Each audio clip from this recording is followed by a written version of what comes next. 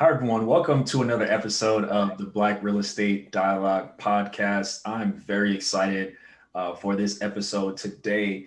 Here with me, I have Ashley Scott out of Stonecrest, Georgia. Ashley, thank you so much for taking the time to join today.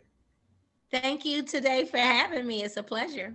Yes, for sure, for sure. So, a bit of a backstory for the listeners. Over the summer, I saw like a meme, and it said, I believe 19 Black families purchased, I think, 97 acres of land.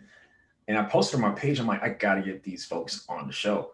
And so, or someone from this organization. So I remember reaching out a couple of times and saw the EYL interview. I'm like, all right, I got to figure out a way to make this happen. And thankfully, I was really excited to receive a response and be able to get it scheduled. But yeah, actually, that's kind of the backstory. And I mean, I'm looking forward to this episode. It's gonna be a good one. Yeah, let's do it. Definitely. So I guess before we get into everything, can you tell us more about yourself, where you're from, what you do, so that people can get to know you a little bit? Absolutely. Well, I am Ashley Scott. I am a realtor. I am originally from West Philadelphia, born and raised where the playground was at. I spent most of my days, am a graduate of the Philadelphia High School for Girls, and I am a proud graduate of Bennett College for Women, based in Greensboro, North Carolina. My background is I have a bachelor's in psychology. And when I graduated, I did door to door fundraising for the Human Rights Campaign. And then I got into door to door sales for AT&T Uverse. And then I started my own business as a virtual assistance business that morphed into a social media marketing company that I have now had for over 10 years, Wow. where I had the blessings and the pleasure of doing marketing for like Spike Lee, Amazon Studios, and Wow. all kinds of cool, huge projects like the Celebration Bowl. So I just love, marketing, especially urban marketing, what they call urban marketing, black marketing, marketing to us, right? Yeah. And so uh, when I got pregnant with my children and I met my husband, I decided I wanted to take my marketing skills into real estate so that I could build generational wealth. I'm a really studious person, and I've taken a lot of time to do research around how to become financially independent. And one of the things that was clear to me is that our country finds that the most millionaires, billionaires, people who are wealthy, they made their wealth through the real estate industry, and they continue to protect their wealth by holding their assets in real estate. And so I became a real estate agent in 2018, in March of 2018.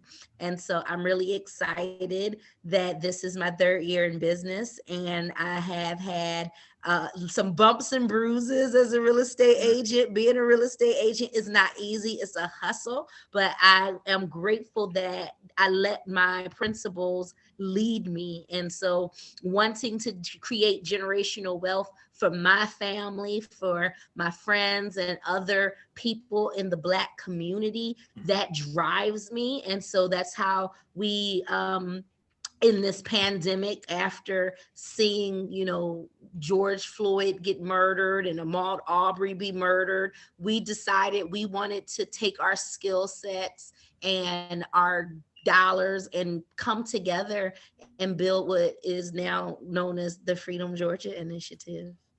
Definitely, definitely. Thanks for that introduction. So the first thing I thought about when I saw the meme, I'm like, how? How does that happen? Like we talk about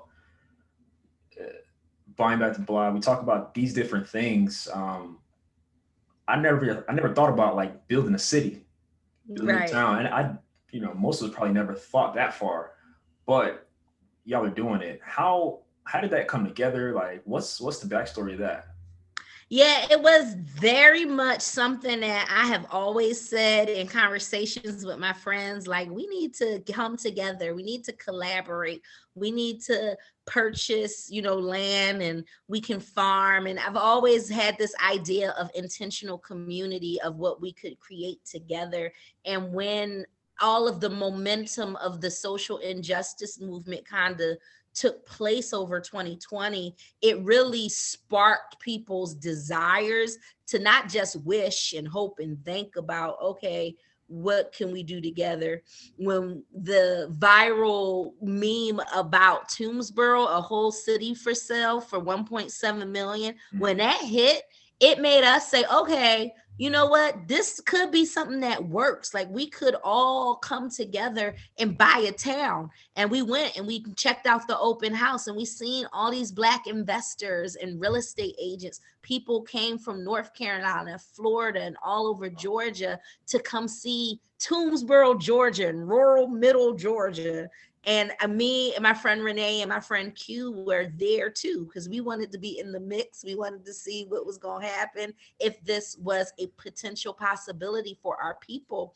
And while we were there, we came and checked out that 96 acres of land. And we were like, this is a smart play. When we got done seeing so many people invested in taking the time to come see Toomsboro, I was like, if nothing happens, I realized that, you know what, if we build it, they will come. Because for that little viral article to have brought all these Black folks to middle of rural Georgia, there was something happening. There's something to this. And so we literally was like, let's invest in this land. And if nothing else, let's see, you know, I got 10 friends. Renee, my partner, she was like, I got 10 friends. Let's see if we all can work together to buy this land. It was affordable. It was gorgeous. And we could see the vision of turning it into a place where we could farm and where we could teach our children how to hunt and build our retirement homes and put a lake on there and fish. Like we saw it immediately. Yeah. And so we were like, that's what we wanted. And that's what we decided we would bring people in together around that vision. And then that vision just grew and grew and grew.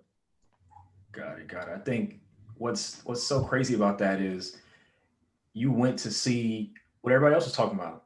You went to see Toomsboro, and you happened to stumble upon what ended up being the perfect opportunity.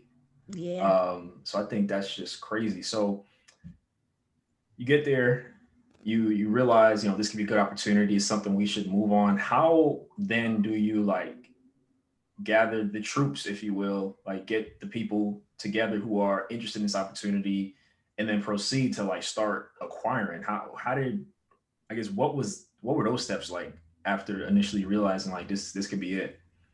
It was like everything they teach us in school, a PowerPoint presentation.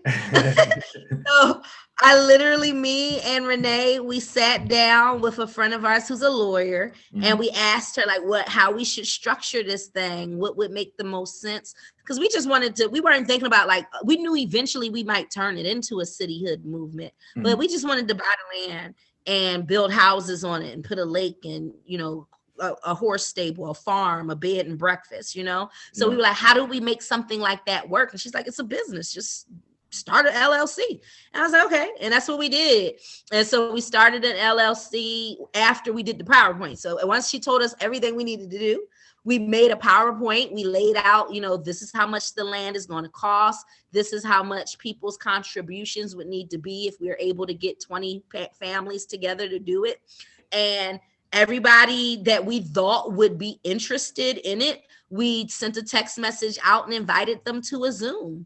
And then they hopped on the Zoom because I'm a real estate agent. Renee's a businesswoman, an entrepreneur.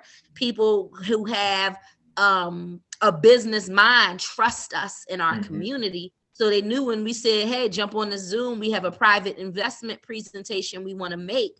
People jumped on the Zoom, and I went through the PowerPoint presentation and I wrote the vision. I made it plain. I let them see what it was going to be able to create for them. And it wasn't just a play like, oh, we're going to invest, you know, $5,000 and then we're going to make 50,000. That wasn't the play. The idea was we're going to invest this money and we're going to own an asset.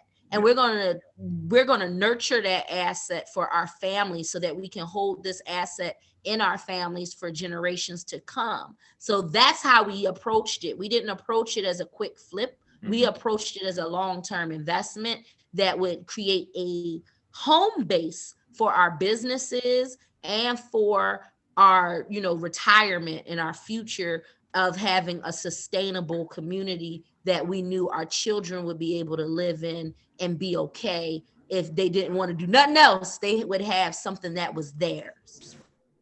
Definitely. I love it. I love it. And it's interesting. You talk about like a home base for businesses and so forth. I mean, it's it's kind of hard to find that in different parts of the country. So, Mhm. can you talk more about that and just kind of that vision? Because, once everything's up and running and, obviously I'm sure it's a process, but I feel like that is going to be such a key component to the community and to the city when everything is developed. So I'd love to hear more about your thoughts on that and how that idea has evolved just Yeah. over the past month. Absolutely. So for us, it's about creating a culture, creating a space and a place where we're supporting one another, where our dollars are recycling, Hmm. and that, we get back to that ideal of a Black Wall Street like the Gapwood District in Oklahoma, because that's who we are. We are empire and kingdom builders, and we just have not had a place where we are the owners and the play, and really designing that community from the ground up.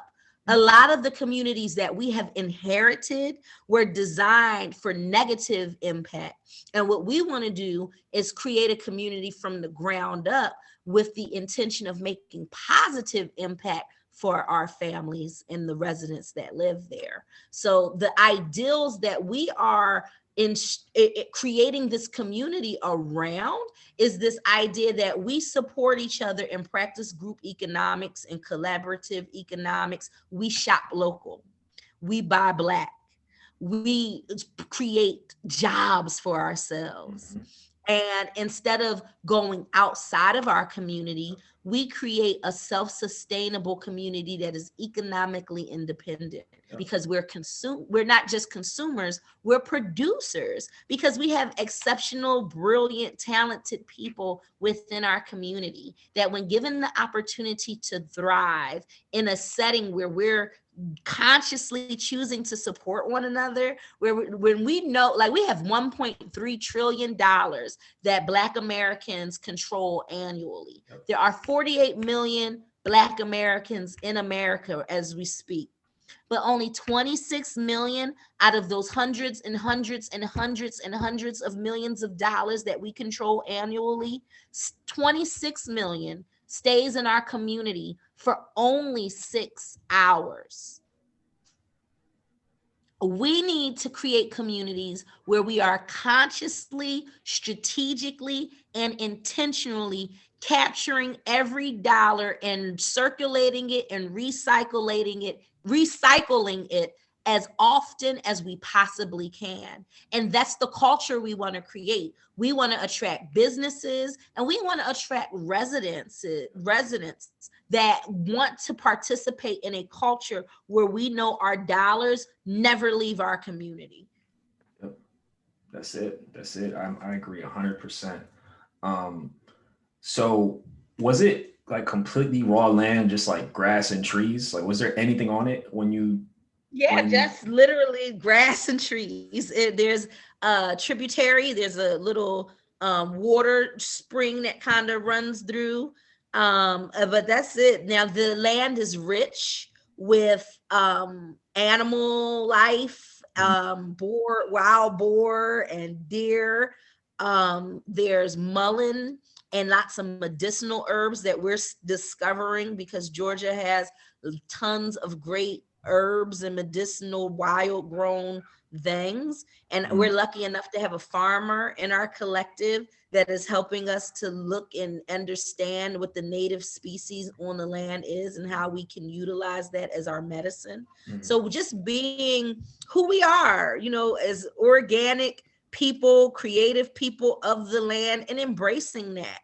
Yeah. So the land is just straight up raw right now. We do have on the 404 acres of land that we acquired old, like 100-year-old brick house that is in really good shape that Wow. was used as a hunter's lodge. And so we'll be renovating that and turning it into an Airbnb slash sell center for us to be able to give tours and help people who are planning on building custom homes and buying plots of land in Freedom. That'll be kind of like the base for that. Definitely, definitely. So what? So I'm like mind blown right now because it's like you basically purchased enough land to like build a community, town, and so forth. So like, what are the steps? Like, where do you go from there? Because you just think about everything you need, like so, like plumbing, electricity, as you mentioned, businesses, like probably I don't know, maybe like roads, Yes. like figuring out where the house is gonna be. Where is it? Like, how does where do you even start? Yeah, so we start with a master planner. So we hired a Black owned business that is called Advanced Business Solutions. They are actually an energy technology company that is partnered with some amazing architects, Black owned civil engineers, Black owned builders. We are going to design and do the first thing is to do our topography survey, our percolation test to understand what areas can withstand what load for what types of building.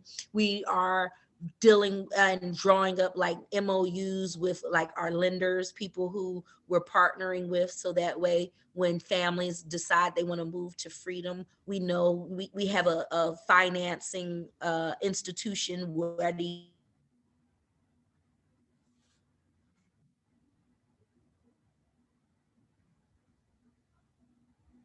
to go. That before the homes can actually go anywhere, we have to start with the topography survey, the percolation test, and then from there, what we'll do is design our community plan as far as where the farming will go, where the tree planting will go for, lumber, and where the actual subdivisions and the water and the storm water runoff and the roads will go. All of that gets planned first. And then once we have that plan in place, we'll begin to start building. Got it, got it. That's incredible. And then I guess do you have to like incorporate like the name of the city or with the state? Like, how does At that some work? How point, does that part work? Is so that down the road? we have quite a few steps to go Oh, before we okay. get to that point. We actually have to, once we have the master plan, we'll build the homes. And then once we get to 200 residents, we have to have 200 residents. And then we have to have certain services. So we can provide services like public water or sewage. We can provide emergency services like police services, fire department, EMT. We can provide library services. We can provide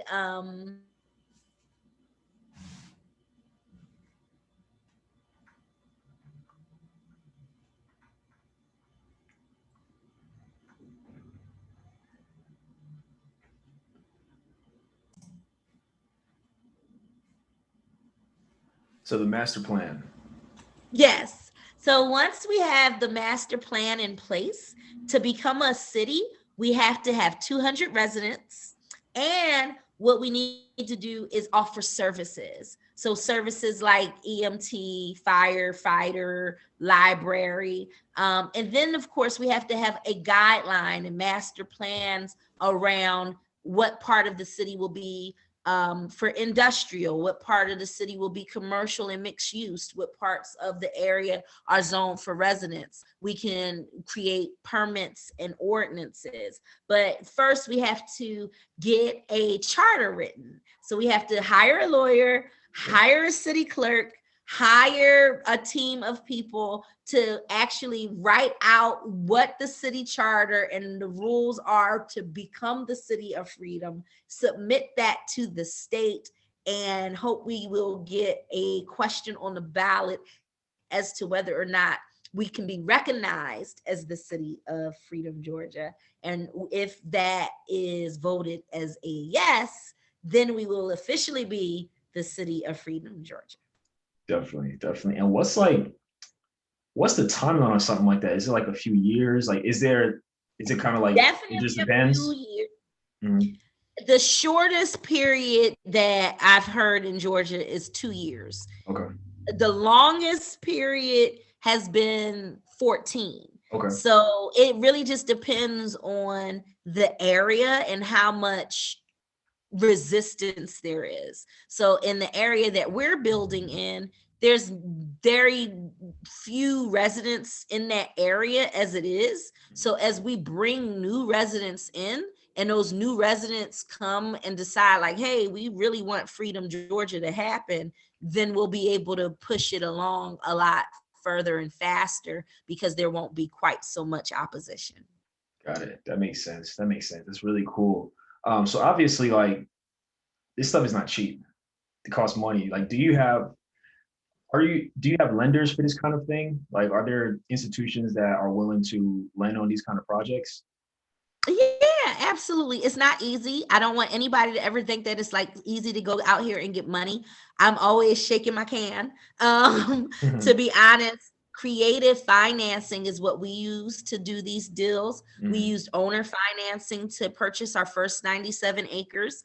And then we used a hard money lender to get the 404. And we are lucky enough now that we have been in business long enough because when we started this company, we started it in July of 2020. So Mhm. we were a brand new company. It's very hard to get credit as a brand new company. Yeah.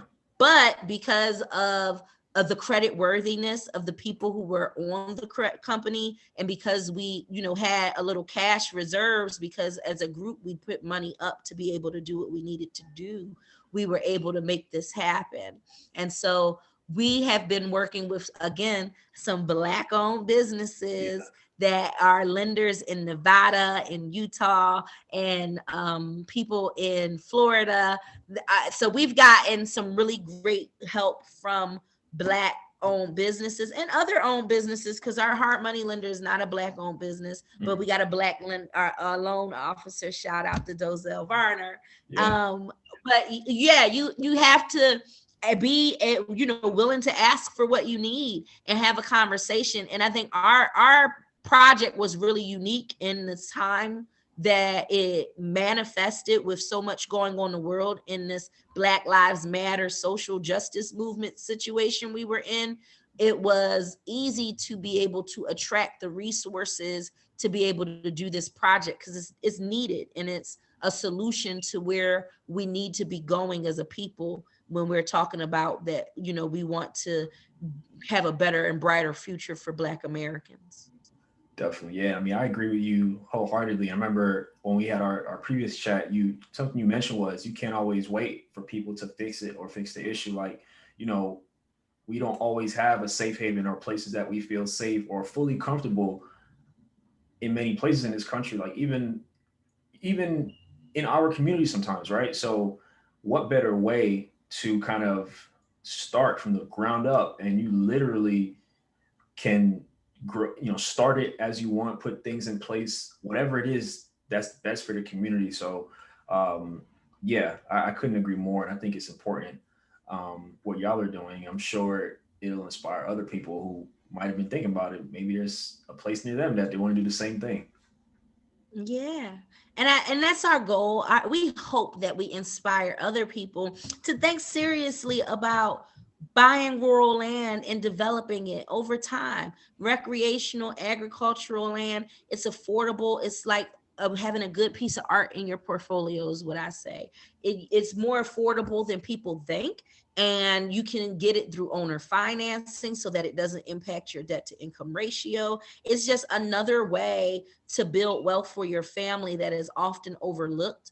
If you never build anything on it, to own a good tract of recreational land in the midst of this pandemic, there's always money making opportunities. You can put an RV on there. You can be a RV resort. You can be able to create Airbnb experiences. You can, create a camping experience like we did with our land in the big black camp out. So it's always good to step outside of the box and look at real estate plays that you can make that are more affordable. And if you luck up and you get a piece of land that is, great for growing lumber, there's the Department of Forestry has programs, and the Department of Conservation in your state forestry, because I'm sure people are listening from all over the country.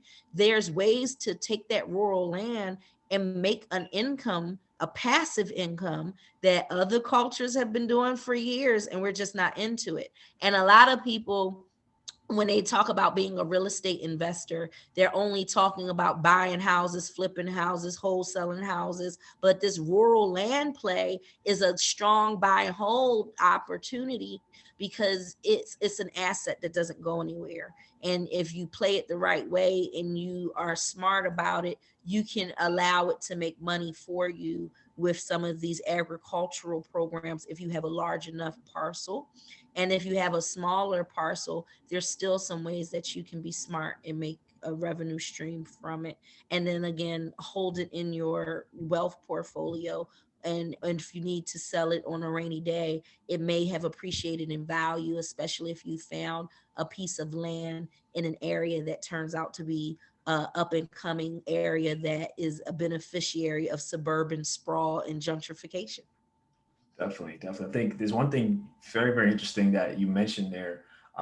Just like buying land and how I think you said the Department of like Forestry or Agriculture, there's different ways that to receive income from them based on the land. So I guess for someone who's interested in that, maybe they hear this like, oh wow, maybe I start looking into land. Like what tips would you give them, whether they want to do it like on a small scale or maybe get together with their family and get a larger piece of land? Yeah. So one thing I would say is, first and foremost, check out, it's a website called landflip.com. That's a great website to kind of go on and compare prices and see what's out there. And then, of course, you want to work with a real estate agent, somebody who knows the area that you're interested in investing in. If you are investing in out of state and buying land in an area that you're not familiar with, it's essential that you work with a realtor in that area that is reputable and honest, and that can tell you whether or not this would be a good investment for you or not. And then to make that investment if you have the money to make that investment. This is not a quick flip.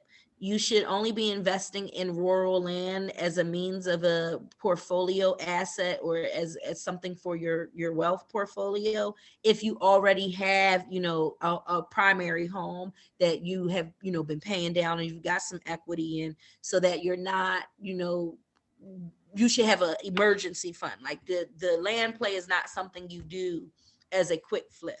Yeah. This is something you do as a part of your investment strategy. Like I said, this is like buying a good piece of art or an expensive bottle of wine that that over time is going to be a collector's item, right? And Yeah. land's obviously not going to be a collector's item, but it will appreciate over time, especially they're not making no more land. Yep. And if there's development in the area that you had to happen to purchase your land in that comes 10 years, 20 years down the line, something that you might have picked up for $15,000 might turn into $150,000 investment. So that's a really good rate of return if you have a $15,000 to make that kind of investment. So that's something I would say, don't get into this if you're trying to, turn your money right around really quickly. It's Yeah. not a stock market type game. It's not like Bitcoin or playing, day trade and options. Yeah. Land is a long-term play. And I would definitely say consider owner financing Mhm. or buy it outright, and be sure to pay your taxes. And then you can also look at people's delinquent taxes as a Mhm. really great way to pick up that land. So if you want to invest in land and get some land in your community,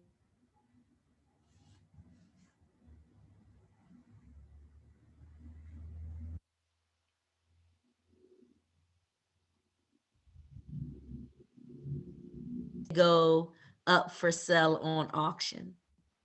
Definitely, definitely. Something I also want to make sure we talk about is the Black Achievement Fund, Okay. and your partnership with them. So, could you tell us more about that and how people can support that? Yeah. So the Black Achievement Fund is a national nonprofit organization.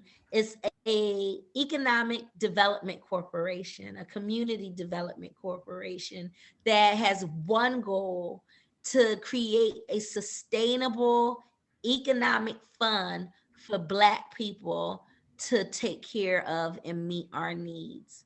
We have so many talented people and brilliant business owners that can meet all of the needs that we have as a community, but we don't have a budget, right? Whenever we start talking about all these visions that we have as a people, where we gonna get the money from? Right? So that's what the Black Achievement Fund is about. The Black Achievement Fund, $9 individually isn't powerful. $9 by itself, you can get some coffee at Starbucks, you can watch Hulu for a month, right? But if we can get 10 million people giving $9 a month, that's $90 million a month that we can then use to invest in the infrastructure for our communities, that we can be able to give out 0% microloans, grants, scholarships. We can build our own Afrocentric birthing centers. We can build our own universities. We can build our own endowment funds for our HBCUs. We can take our $9 a month and collectively make a major impact on Black American challenges and disparities that are affecting us. We can be the change we want to see. And that's what the Black Achievement Fund is about. And that is why we partnered with them as the Freedom Georgia Initiative, because now that we have the land, we have a plan, we need the budget so that we can build this community and make it the best community that the world has ever seen, and then replicate that. Because if everybody keeps giving $9 a month, that $90 a month, we can go from city to city. We can build communities all over the globe that are for our people to be able to keep recycling our dollars and taking care of each other as the tribes and villages and empires that we used to be. So sign up for the Black Achievement Fund so that we can take that little bit, because a little bit is a whole lot when it starts coming together. So I really hope that you all will make the commitment to put your money where your mouth is. And it's $9 a month for the culture, for us to have a sustainable fund for our own Black agenda, because we have one, and it's about making generational wealth a reality for our people. Definitely, definitely. I mean, $9. Everybody has $9 a month, so Everybody got $9. where can is there like a website where people can find donate? Yes. www.baf.solutions is the website to become a member of the Black Achievement Fund. And then if you just want to connect with Freedom Georgia, we're at freedomgeorgia.com. You spell Georgia completely out and you'll find us. Get on our newsletter. We also have a GoFundMe. You can visit gofundme.com and just type in building a thriving Black safe haven, because that's what we're doing. We're building a thriving Black safe haven. Definitely, definitely. I love it. I love it. And you know, I'm just thinking on the interview, and the craziest part about it is like this is just the beginning. Like I can see having more conversations in the future on progress and stuff. But like this is just the beginning, and there's tangible ways for our people to be part of it. Even if we can't all move there, like there's ways for us to support it financially. There's ways for us to support it in other ways. And I think it's going to be definitely going to be something historic. And I was thinking more about our conversation previously, and it's like we all understand redlining. We know what that did in our communities. We know all the things that we weren't allowed to do for so long as it relates to housing. But to get back to a point where we could come together and you know build a whole city is just incredible. So I mean, I'm so excited. I can't wait for our listeners to hear this episode. I can't wait for people to. I mean, I can't wait to watch the progress and see how things develop over the years. 'Cause I know it's going to be something huge, and hopefully I can come down and see it in person one day. But yeah, I mean, this has just been an amazing interview, and I mean, if you have any parting words, definitely feel free to share.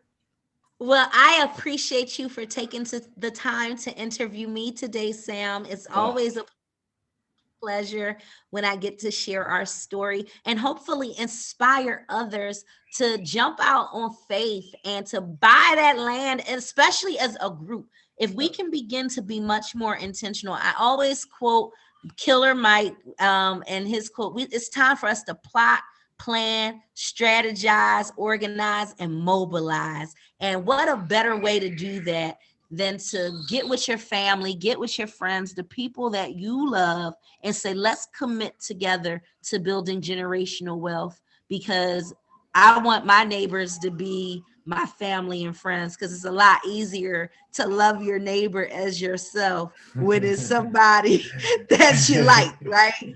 Yeah, And so that's the kind of communities that I want to build. And I hope that you are inspired to build the kind of community that you want to live in and that you deserve with your family and friends. It's time for us to all become community developers and become civically engaged in this world we have in front of us. It's up to us to change it. And the BAF slogan is, it's our world in our hands. So let's get busy. let's do it. Let's do it. Thank you so much again, Ashley. And thank you everyone for listening to another episode of the Black Real Estate Dialogue podcast. If you want to keep up to date on what we have going on, text BRED to 21,000. If you want to support us as an official patron, go to patreon.com/Black Real Estate Dialogue. Thank you all again so much. I look forward to hearing from you all soon.